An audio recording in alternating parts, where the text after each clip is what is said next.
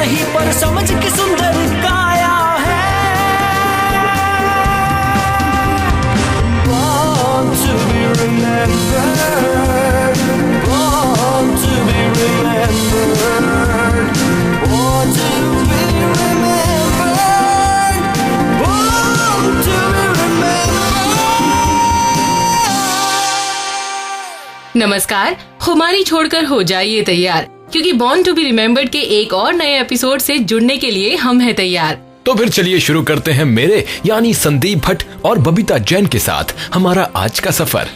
वैसे संदीप, क्या तुम्हें याद है वो दौर जब रेलगाड़ियां और बहुत सी दूसरी मशीनों में भाप यानी स्टीम इंजन का इस्तेमाल किया जाता था?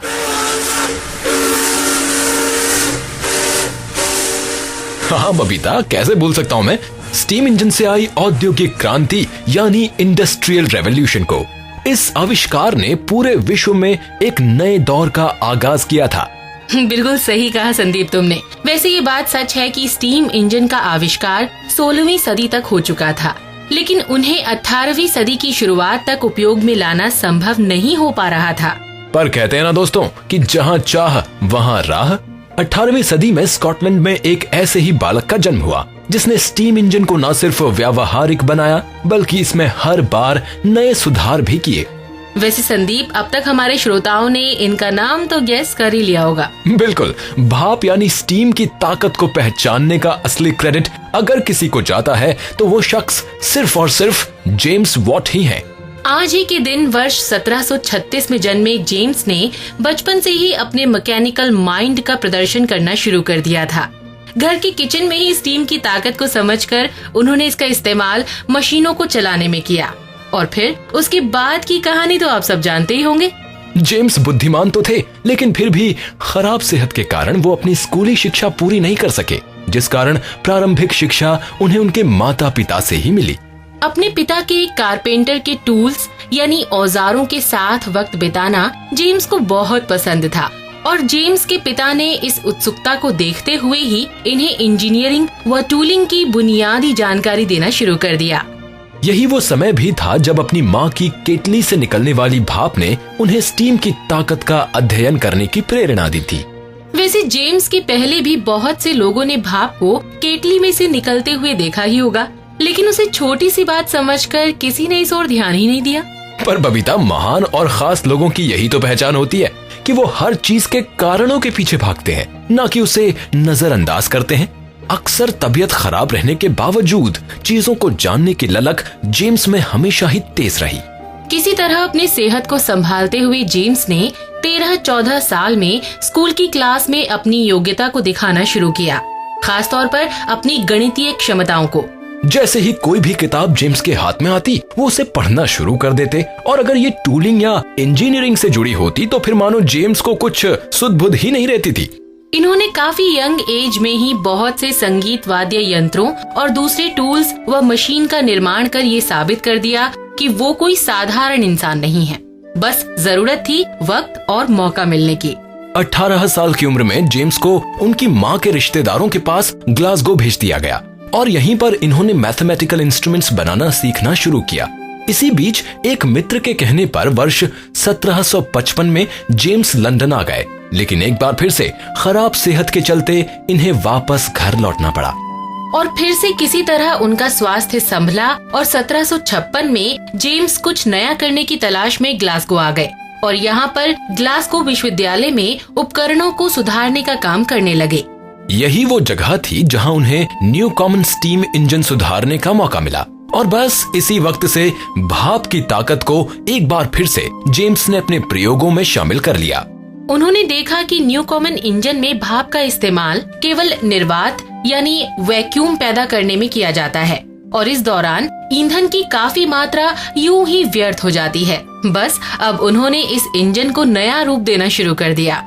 जेम्स वॉट ने इस इंजन में अलग से एक कंडेंसर का प्रयोग किया जो भाप को संघनित करने में मदद करता था, और साथ ही इससे मशीन को चलाने में ईंधन भी कम लगता था। हालांकि उन्होंने न्यू कॉमन से बेहतर इंजन बना लिया था, लेकिन अभी भी वो पूरी तरह से संतुष्ट नहीं थे। इसीलिए भाप की शक्ति को नियंत्रित करने के लिए एक के बाद एक प्रयोग करते चले गए। लोगों ने कई बार उनका मजाक भी उड़ाया, लेकिन वो नहीं माने जेम्स के दोस्तों ने उनके काम में आर्थिक मदद की और इस तरह अंत में एक ऐसा भाप का इंजन सामने आया जो पहले से 10 गुना ज्यादा शक्तिशाली था। Watt obtained a job at the University of Glasgow repairing astronomical instruments and set up a small workshop there. At the time, the atmospheric steam engine designed by Thomas Newcomen in 1712 was used as the primary steam engine in industry. Watt repaired a Newcomen engine in 1763 and realized that at least 3/4 of the heat of the steam was wasted in the engine, making it very inefficient. Watt adapted the engine to a more efficient working model in 1765, but due to financial restrictions and the lack of iron workers with the skills available, a delay of 10 years occurred where Watt was forced to take up other jobs. Watt then teamed up with John Wilkinson and successfully created the condenser required, and in 1776 the first engines were installed in commercial enterprises. इस engine से न सिर्फ छोटी मशीनें बल्कि कुछ सालों बाद बड़ी बड़ी रेलगाड़ियां भी चलने लगी। रेलगाड़ियों में इन भाप इंजन का प्रयोग तकरीबन 200 सालों तक किया गया। यहाँ तक कि अभी भी बहुत से देश भाप इंजन वाले लोकोमोटिव इस्तेमाल कर रहे हैं।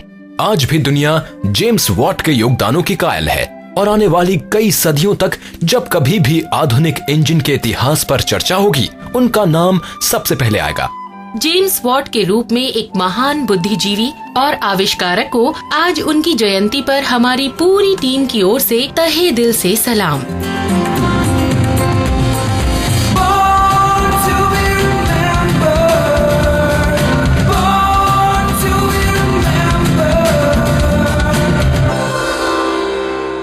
और बबीता, अब हम जिस शायर की बात कर रहे हैं वो नाम अपने आप में एक ऐसा समंदर है जिसमें जितना भी डूबो अंत कहीं नजर नहीं आएगा।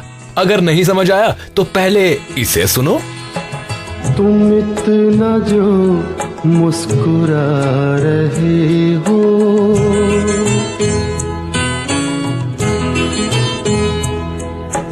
तुम इतना जो मुस्कुरा रहे हो, क्या गम है जिसको छुपा रहे हो, क्या गम है जिसको छुपा रहे हो, तुम इतना जो मुस्कुरा रहे हो। क्या बात है संदीप। कैफी आजमी जी द्वारा लिखी गई ये गजल मेरी फेवरेट गजलों में से एक है। वैसे सिर्फ यही नहीं, कैफी जी की कलम से निकले शब्दों ने हमारे बीच बहुत से ऐसे गीतों की खुशबू को बिखेरा है जो आज भी उसी ताजगी से हमारे दिल को छू जाते हैं। बिल्कुल सही कहा बबीता तुमने। कैफी जी की सोच की जितनी तारीफ करें शायद कम होगी, लेकिन फिर भी ये कहना गलत नहीं होगा कि इनके गीत सरहद के एक छोर से दूसरे छोर तक लोगों को एक ही धुन पर गुनगुनाने के लिए मजबूर कर देते हैं। मिलो न तुम तो हम घबराए, मिलो तो आप चुराए, हमें क्या हो गया है, हमें क्या हो गया है, तुम्ही तो दिल का राज बताए, तुम्ही से राज छुपाए, हमें क्या हो गया है, हमें क्या हो गया है।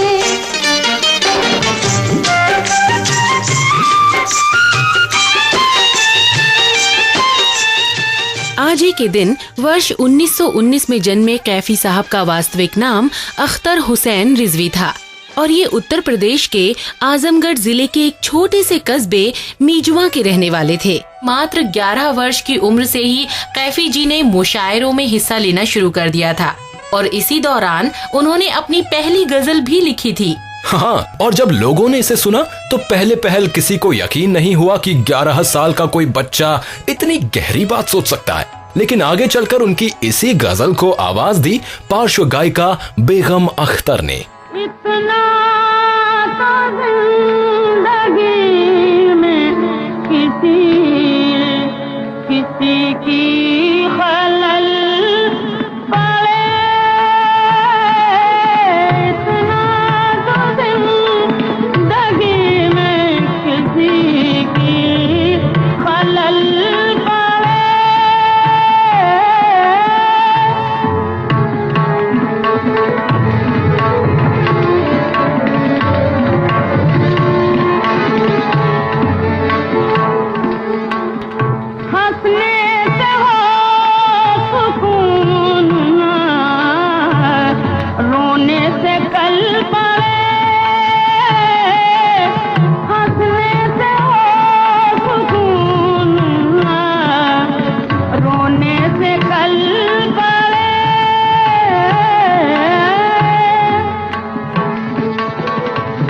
काफी समय बाद कैफी साहब ने गजल लिखने के साथ साथ लखनऊ व इलाहाबाद विश्वविद्यालय की परीक्षा भी पास कर ली।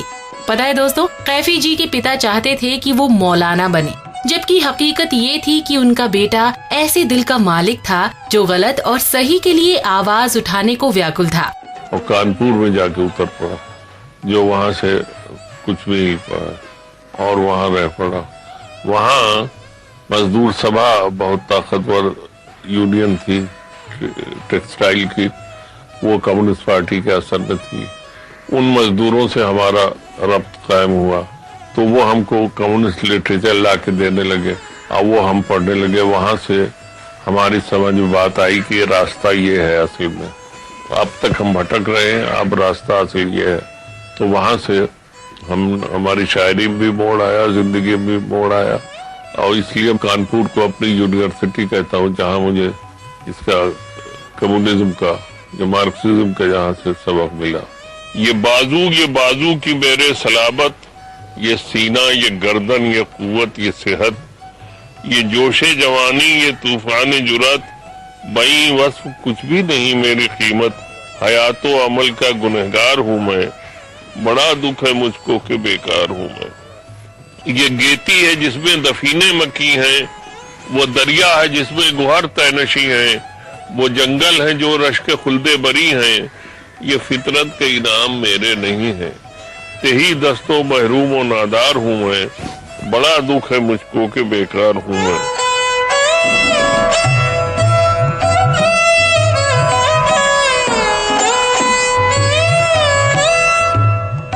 पार्टी ने कैफी जी की लगन को देखते हुए इन्हें मुंबई भेज दिया और फिर यहीं से उनकी कामयाबी का एक नया दौर शुरू हुआ। बतौर गीतकार उन्होंने अपनी शुरुआत शाहिद लतीफ की फिल्म बुज़दिल से की। धीरे धीरे कैफी साहब ने गीतों के साथ साथ फिल्मों की स्क्रिप्ट लिखना भी शुरू कर दिया।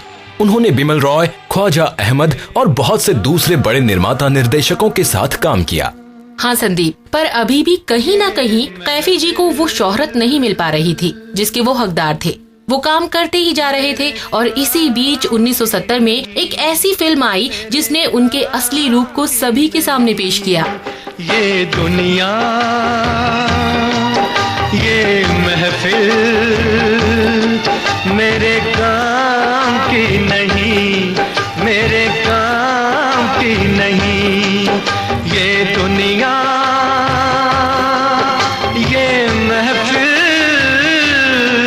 मेरे काम की नहीं, मेरे काम की नहीं। ये दुनिया, ये महफिल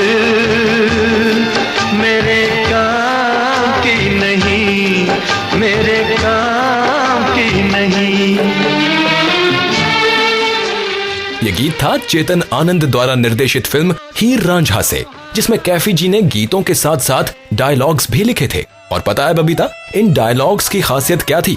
हाँ संदीप, ये सभी डायलॉग्स कविता के रूप में थे। कैफी जी ने अपने शब्दों का ऐसा ही जादू आगे आने वाली कई फिल्मों जैसे मंथन, कागज के फूल, सात हिंदुस्तानी और हकीकत में भी कायम रखा। वर्ष 1985 में भारत सरकार ने कैफी जी को साहित्य सेवा और फिल्म लेखन के लिए पद्मश्री से सम्मानित किया। इसके साथ ही इन्हें film fair award, national film award जैसे और भी बहुत से दूसरे पुरस्कारों से नवाजा गया। वाकई बड़ी ही सादगी पसंद इंसान थे कैफी साहब। 75 वर्ष की उम्र के बाद इन्होंने अपने गांव मीजुआ में ही रहने का फैसला किया और फिर 10 मई 2002 को इस दुनिया से विदा ले ली।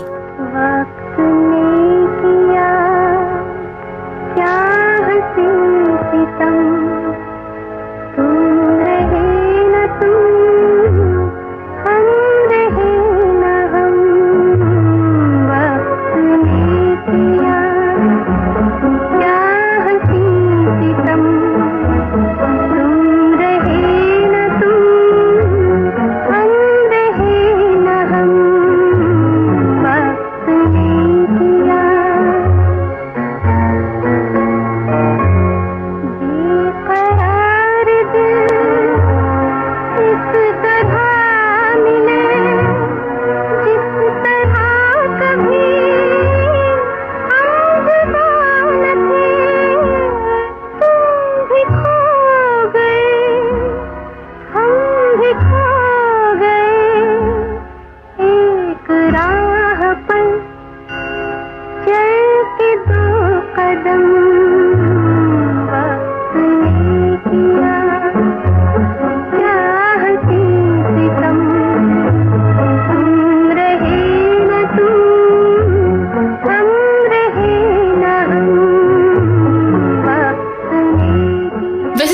हम अक्सर फिल्म अभिनेताओं के बारे में बात तो करते हैं, लेकिन फिर भी जरा सोचो कि जिस फिल्म को हम 2 से 3 घंटे में देखकर अपनी गलत या सही राय देते हैं, वो कितने लोगों की और कितने दिनों की मेहनत का नतीजा होती है। बिल्कुल बबीता, और कई बार तो अभिनेताओं को ऐसे रोल करने के लिए कहा जाता है जो उनकी वास्तविक छवि से बिल्कुल अलग होते हैं, लेकिन फिर भी कलाकार इन्हें ऐसे निभाता है कि वो लंबे समय तक सिनेमाई पर्दे पर जिंदा रहते हैं। जी हाँ, सौमित्र चटर्जी सिनेमा जगत का एक ऐसा ही नाम है जो अब तक पर्दे पर ऐसे ही अनेक किरदारों को जिंदा कर चुके हैं। ये नाम बांग्ला सिनेमा के लिए बेहद ही खास पहचान रखता है। हाँ, इसीलिए तो इन्हें कई बार बांग्ला सिनेमा के मशहूर नायक उत्तम कुमार के साथ जोड़कर भी देखा जाता है। सौमित्र चटर्जी का जन्म आज ही के दिन 1935 में कोलकाता से 100 किलोमीटर दूर कृष्णा नगर में हुआ था। बचपन में ही इनका पूरा परिवार कोलकाता आकर बस गया। सौमित्र जी कोलकाता में पढ़ाई के दौरान थिएटर और रंगमंच के साथ भी जुड़े रहे, जिसका फायदा ये हुआ कि इन्हें बहुत से ऐसे लोगों से मिलने का मौका मिला जो कि फिल्मों की दुनिया से ताल्लुक रखते थे। बिल्कुल बबीता, सत्यजीत रे ऐसे ही मशहूर निर्माता निर्देशकों में से एक थे जिन्होंने इस कलाकार को उस वक्त पहचाना जब वो रेडियो में अनाउंसर थे, और जब सत्यजीत रे ने इन्हें पहचाना तो बाद में अपनी कई फिल्मों की पटकथा सौमित्र जी को देखकर ही तैयार की। वैसे एक बात जो खास है वो ये कि सौमित्र जी ने अपने फिल्मी करियर की शुरुआत से पहले सत्यजीत रे को अपनी मैगजीन का कवर पेज तैयार करने के लिए अप्रोच किया था। हाँ, और वो सत्यजीत रे ही थे जिन्होंने इनकी मैगजीन को नाम दिया था एक खून, जिसका मतलब होता है नाव। कुछ समय बाद जब सौमित्र जी ने इस मैगजीन का संपादन बंद कर दिया तो सत्यजीत रे ने फिर भी उनके कवर पेज को तैयार करने का काम जारी रखा। सौमित्र जी का व्यक्तित्व अब तक सत्यजीत रे को अपना कायल बना चुका था, और इसीलिए सबसे पहले उन्होंने ही सौमित्र को फिल्मों में काम करने का मौका दिया। जी हाँ, और इस तरह उनकी पहली फिल्म रही वर्ष 1959 में आई अपुर संसार। ये फिल्म दर्शकों पर अपनी अलग छाप छोड़ने में पूरी तरह से कामयाब रही थी। पुलिस कौन है? আমি হলাম হিমাদ্রি অঙ্গজ ময়না। পাখার জ্বালায় জলে ডুবে রয়েছি বাবা, পাখার জ্বালায়। তোর কি ব্যাপার বলতো? একবার নিমচাঁদ দেখছি, হ্যাঁ, মদ না খেয়ে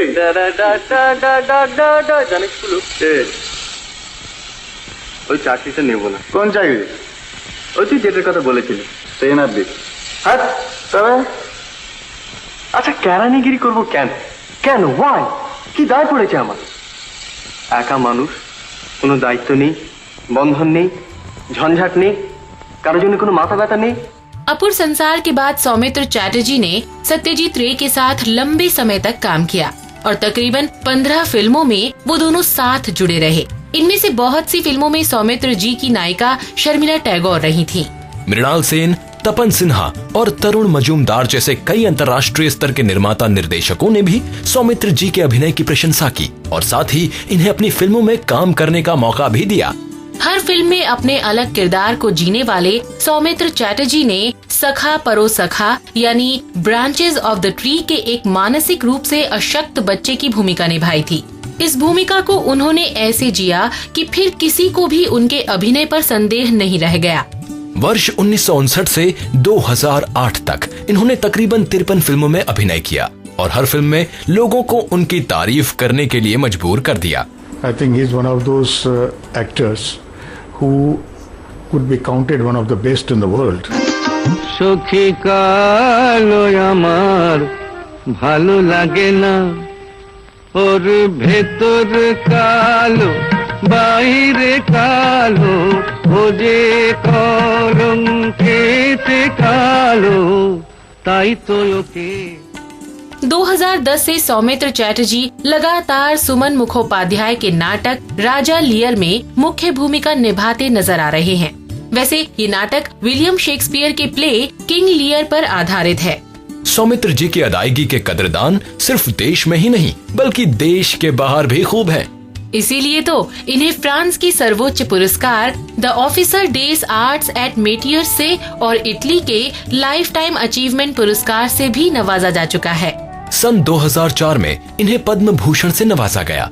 सौमित्र चटर्जी फ्रेंच फिल्म निर्देशक कैथरीन बर्ज द्वारा निर्देशित फुल लेंथ डॉक्यूमेंट्री गाज का हिस्सा भी रह चुके हैं।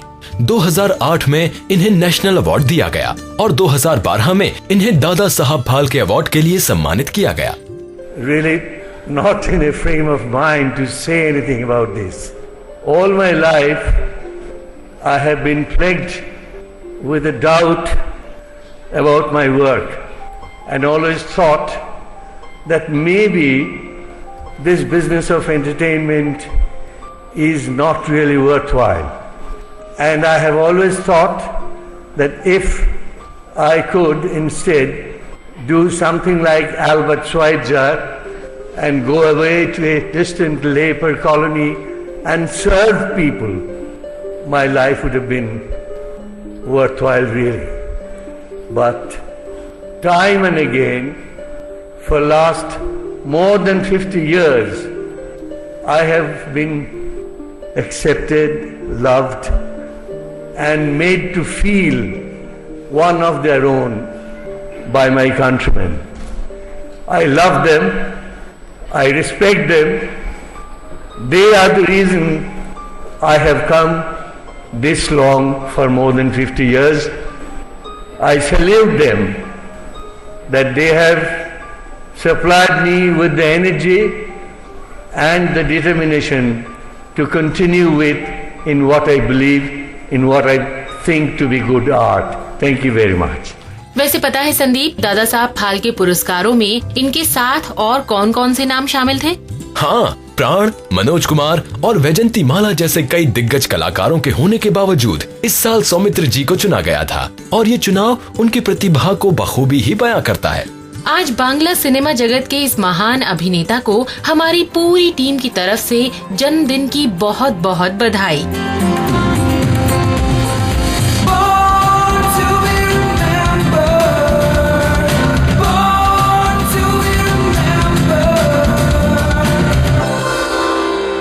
संदीप, वैसे हमारे देश के स्पोर्ट्स के बारे में तुम्हारा क्या ख्याल है? ख्याल तो नेक ही है, लेकिन अफसोस तब होता है जब बहुत से खेलों को वो जगह नहीं मिल पाती जैसे कि दूसरे देशों में। सही कह रहे हो संदीप। अब ग्रेटर नोएडा में हुई F1 रेस का ही उदाहरण ले लो।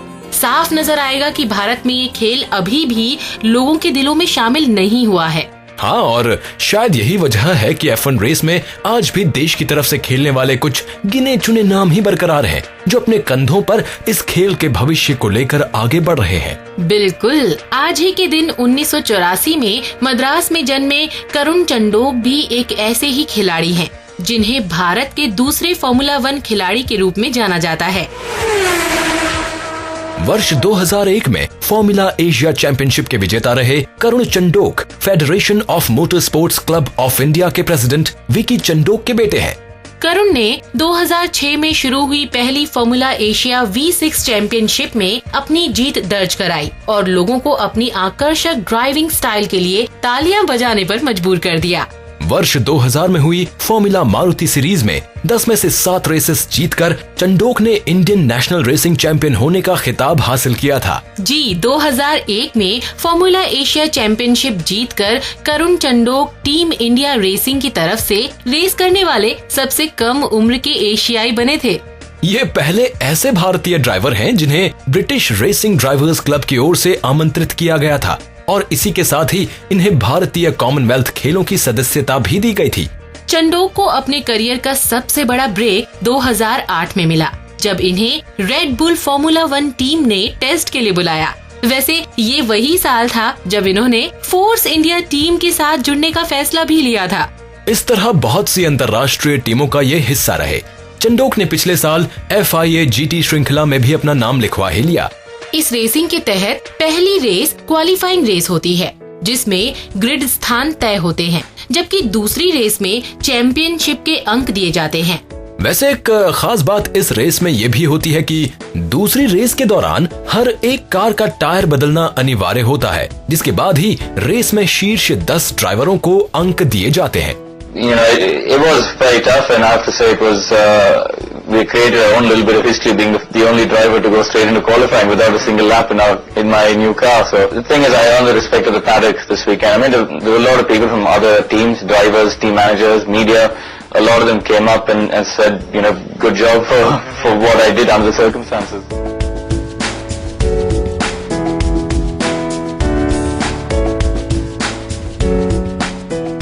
आज देश के इस जाने माने कार रेसर को उनके जन्मदिन पर हम सभी की ओर से ढेर सारी शुभकामनाएं और साथ ही आने वाले करियर के लिए बेस्ट विशेस।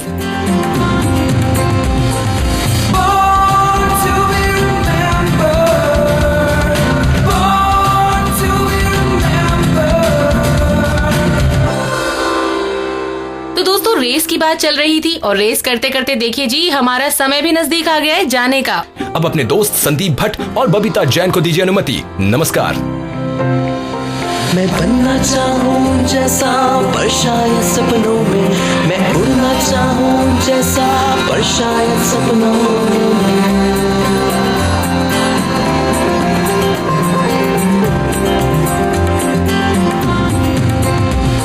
सपनों की है उड़ान, कांटे बन गए फूल समान, रोक न पाए वो मुझको मुट्ठी में मेरी है आसमान।